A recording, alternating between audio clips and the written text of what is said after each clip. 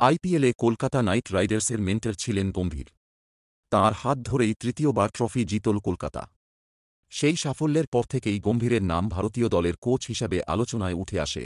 টি-20 বিশ্বকাপের পরেই ভারতীয় দলের কোচ হিসাবে মেয়াদ শেষ হচ্ছে রাহুল দ্রাবিড়ের। তাঁর জায়গায় কি এবার গৌতম গম্ভীরকে দেখা যাবে?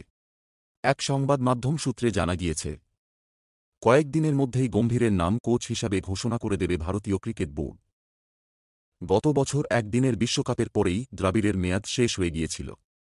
তখন 1 বছরের জন্য সেই চুক্তি বৃদ্ধি করা হয়।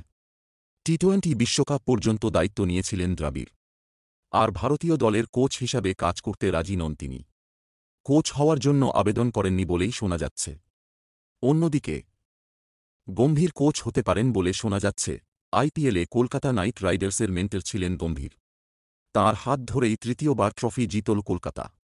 সেই সাফল্যের পর থেকেই গম্ভীরের নাম ভারতীয় দলের কোচ হিসাবে আলোচনায় উঠে আসে। আগামী দিনে তাঁর নাম যদি কোচ হিসাবে ঘোষণা করা হয়, তাহলে তিনিই ঠিক করবেন তাঁর সহকারী কারা হবেন। সেক্ষেত্রে দ্রাবিড়ের সঙ্গে কাজ করা বিক্রম রাঠুর, অশ মানব্রে, টি দিলীপরের সরিয়ে দেওয়া হবে। গম্ভীরের আগে কোনো দলের কোচ ছিলেন না, কিন্তু মেন্টর হিসাবে লখনৌ সুপার জায়ান্টস এবং কলকাতা নাইট রাইডার্সের সঙ্গে ছিলেন।